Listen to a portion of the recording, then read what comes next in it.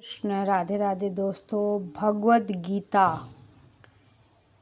गीता भगवान के बारे में जो है ज्ञान देने वाली है और इस संसार रूपी चक्र में बार बार ना आते हुए जो है मोक्ष देने वाली है। उसी का जो एक अध्याय है, 9वां अध्याय जो है मैं पढ़ रही हूँ, अध्याय 9 भगवद गीता का, जिसमें श्री कृष्ण कहते हैं कि ये देखिए 9वां अध्याय है और श्री कृष्ण अर्जुन को कहते हैं कि इस संसार में जो है जो जैसा कर्म करता है, जो जिस देवी देवताओं को पूजता है वो उसी को प्राप्त होता है। पुण्य जितना कमाते हैं स्वर्ग लोक में जाता है, फिर जब पुण्य क्षीण हो जाता है तो वो फिर से पुनः जो है मनुष्य योनि को प्राप्त होता है।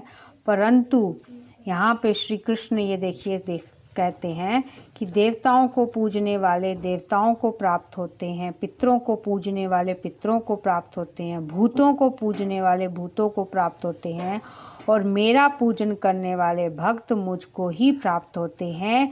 इसलिए मेरे भक्तों का पूर्ण जन्म नहीं होता है। तो कृष्ण बता रहे हैं कि जो सिर्फ निष्काम भाव से, सेवा भाव से मुझे भजते हैं उनको मैं फिर से जन्म और मृत्यु के चक्र में नहीं पड़ने देता। तो बहुत सुंदर जो है ये अध्याय है और आपको ज़रूर जो है वो पढ़ना चाहिए। 9वां अध्याय है।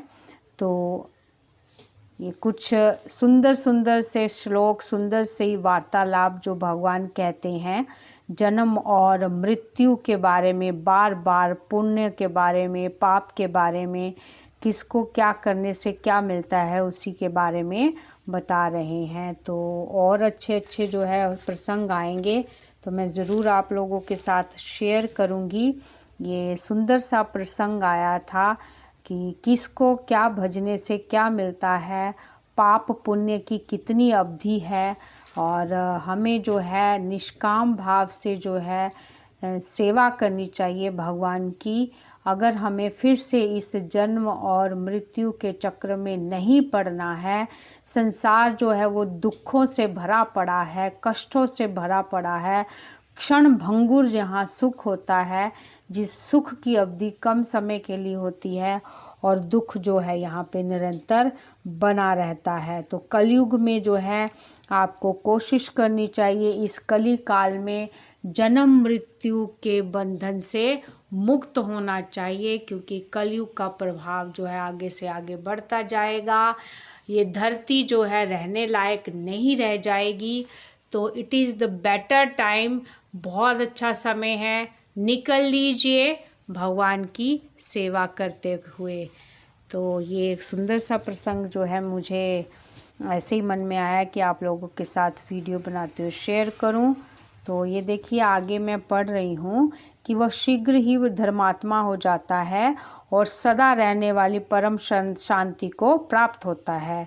हे अर्जुन, तुम निश्चय पूर्वक सत्य जान कि मेरा भक्त नष्ट नहीं होता है। हे अर्जुन, स्त्री, वैश्य, शूद्र और पाप योनि, चांडाल आदि जो कोई भी हो, वे भी मेरे शरण में आकर जो है परम गति को प्राप्त होता है। सुन लीजिए, फिर इसमें कहना ही क्या है। जो पुण्यशील ब्राह्मण और राजा ऋषि भक्तजन मेरी शरण होकर परम गति को प्राप्त होते हैं। इसलिए तू सुख रहित और क्षण भंगुर, ये देखिए क्षण भंगुर इस मनुष्य शरीर को प्राप्त होकर निरंतर मेरा ही भजन कर। मुझ में मन वाला हो, मेरा भक्त बन, मेरा पूजन करने वाला हो, मुझे प्रणाम कर। इस प्रकार आत्मा को मुझ में नियुक्त करके मेरे परायण होकर तू मुझको ही प्राप्त होगा। तो इस तरह से अर्जुन को बता रहे हैं कृष्ण कि सिर्फ और सिर्फ मेरी पूजा करने से, सिर्फ और सिर्फ मुझे ही सब कुछ मान लेने से जो है तुम्हें जो है इस जन्म मरण के चक्कर से, इस संसार के दुखों से जो है मैं छुड़ा ले जाऊंगा। तो बहुत सुंदर जो है गीता जो है मैं पढ़ना थोड़ा प्रारंभ किया है। क्योंकि मेरा बहुत दिनों से मन कर रहा है बुक पढ़ने का। ये रामचरितमानस भी मैंने रखा हुआ है, रामायण, ये देखिए। तो ये भी मैं पढ़ूंगी। तो अपने मन को जो है ना धार्मिक बुकों को पढ़ने में, पुस्तकों को पढ़ने में लगाइए, जिससे एक तो ज्ञान की वृद्धि होगी, मन की शांति मिलेगी, और आपको जो है हर जो समस्या है, कष्ट है, जिससे आपका दिल जलता रहता है, दुखी रहता है, उससे आपको छुटकारा भी मिलेगा। तो जय श्री कृष्ण, राधे राधे।